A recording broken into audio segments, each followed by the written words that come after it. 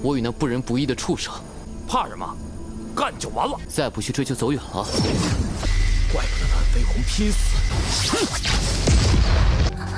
乖乖交出来，两弟。爹爹，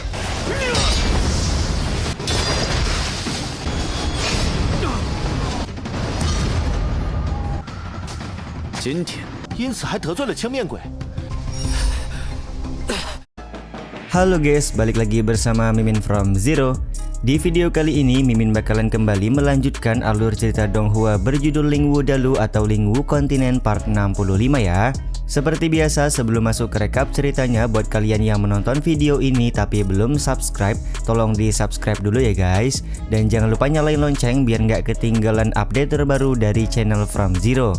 Playlist untuk Donghua ini juga udah tersedia bagi kalian yang baru aja bergabung dan belum nonton episode sebelumnya ya. Ya udah deh, nggak usah berlama-lama lagi, langsung saja kita ke rekap ceritanya guys.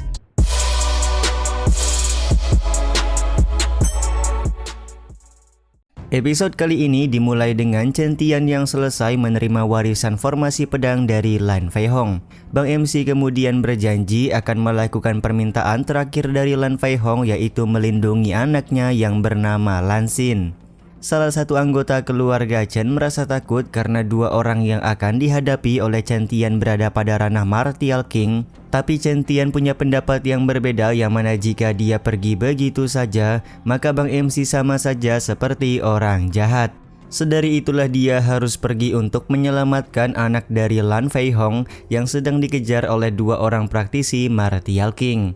Luo Xi dan Ti Xiong juga setuju untuk menyelamatkan Lan Xin karena jika mereka bisa mempunyai hubungan yang bagus dengan sekte Ling Tian, maka akan mudah mendapatkan tempat tinggal di wilayah kuno. 我与那不仁不义的畜生，怕什么？干就完了。再不去追求走远了。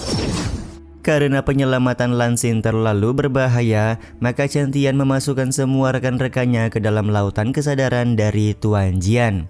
Tuan Jian juga langsung memberitahukan bahwa orang yang mereka cari saat ini berada di arah barat sejauh 50 mil. 你这是在怀疑本地的实力？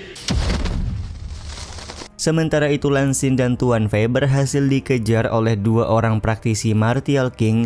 Karena tidak bisa melarikan diri lagi, maka Tuan Fei berencana menghadapi dua orang praktisi tersebut sendirian. Tidak butuh waktu lama, dua orang praktisi Martial King berhasil mengalahkan Tuan Fei.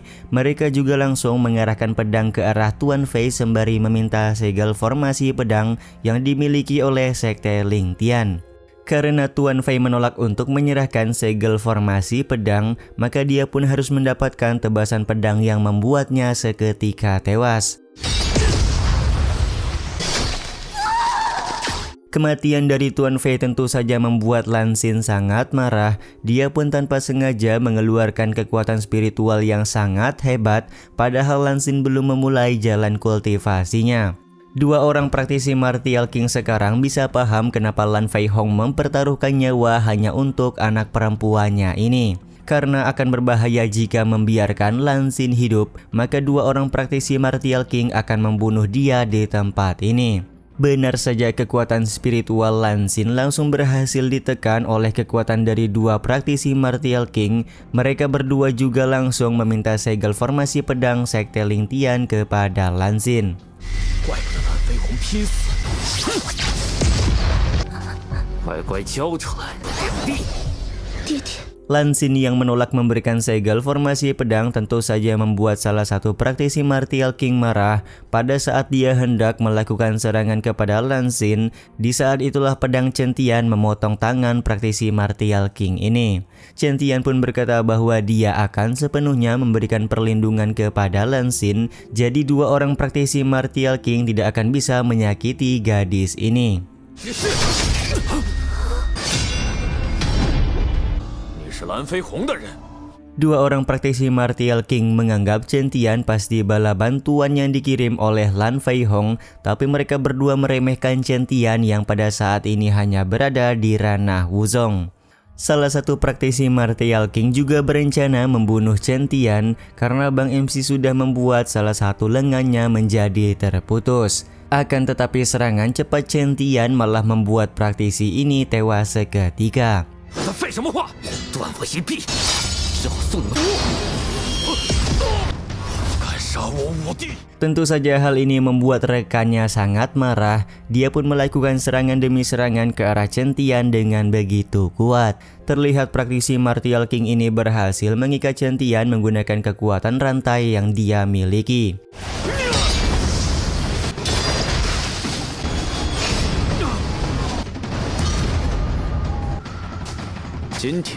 Dia pun sangat percaya diri bahwa Chen Tian pasti akan mati hari ini. Akan tetapi Chen Tian langsung menggunakan formasi pedang yang diberikan oleh Lan Fei Hong untuk menghancurkan ikatan rantai.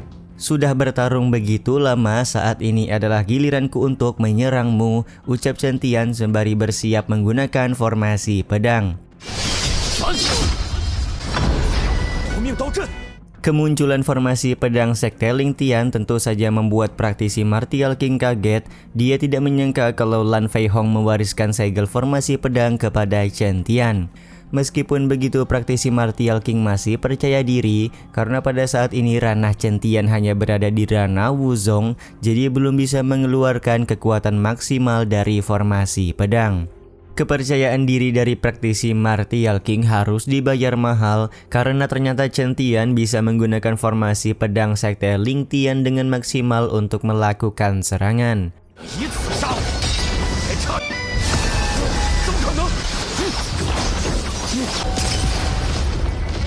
Praktisi Martial King juga langsung babak belur setelah terkena serangan dari Chen Tian. Bang MC juga langsung bertanya siapakah orang yang sudah menyuruh mereka untuk melakukan penyerangan kepada Sekte Ling Tian. Praktisi Martial King berkata bahwa dia tidak pernah melihat orang yang menyuruhnya. Dia juga langsung melakukan serangan diam-diam ke arah Chen Tian menggunakan pisau kecil. Tapi serangan ini gagal karena Chen Tian berhasil menggunakan formasi pedang untuk melindungi tubuhnya. Si praktisi Martial King kemudian lari ketakutan karena nyawanya sekarang malah terancam. Tentu saja Chen Tian langsung mengantar praktisi Martial King ini pada kematian karena dia adalah penyebab utama kekacauan yang terjadi hari ini. Setelah mengalahkan praktisi Martial King, Chen Tian langsung melakukan penyembuhan kepada Lan Xin. Ternyata Lan Xin sudah menggunakan kekuatan spiritualnya secara berlebihan, jadi dia sementara waktu kehilangan kesadaran. Luo Xi pun bertanya apa yang harus mereka lakukan kepada Lan Xin karena dia sudah kehilangan anggota keluarganya. Chen Tian berkata mereka hanya bisa menunggu Lan Xin sadar baru bisa membuat keputusan. 你又拐回来个小女娃。 接连失去亲人。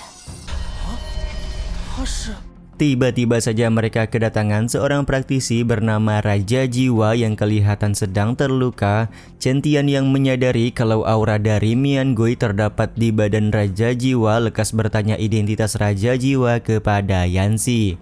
Yanxi pun menjelaskan Raja Jiwa merupakan orang yang lahir di wilayah kuno dan merupakan orang yang cukup baik. Dia sering membela ketidakadilan kepada orang-orang lemah termasuk melindungi orang-orang dari ancaman Mian Gui. Karena sudah mendapatkan penjelasan dari Yanxi, maka Chen Tian langsung memberikan bantuan kepada Raja Jiwa dengan memberi sebuah pil penyembuhan. 他与青面鬼什么关系？ 因此还得罪了青面鬼。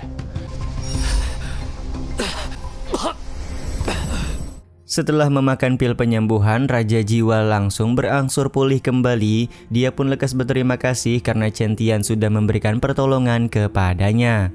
Chen Tian berkata Raja Jiwa tidak perlu sungkan karena Yanxi menjelaskan bahwa dia adalah orang baik, jadi Chen Tian tidak ragu untuk memberikan pertolongan.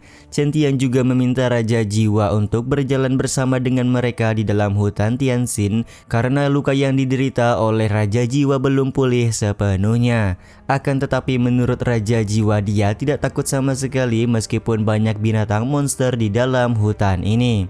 Tiba-tiba saja mereka semua dikagetkan dengan kekuatan spiritual yang keluar dari tubuh Lan Xin. 是因为石头说你是个好人，不如与我们同行。 先天灵体。keluarnya kekuatan spiritual dari tubuh Lan Xing juga sekaligus menutup episode kali ini ya guys. Ya udah deh, sampai di sini dulu aja video kali ini. Mohon maaf jika masih banyak kekurangan dan kesalahan dalam penyampaian kata-kata ya. Terima kasih untuk kalian yang udah pada nonton dan jangan lupa subscribe serta nyalain loncengnya ya guys. Mimin selaku penulis narasi, tukang voice over dan tukang edit video pamit undur diri. Salam hangat, see you in the next video. Bye bye guys, see you next week.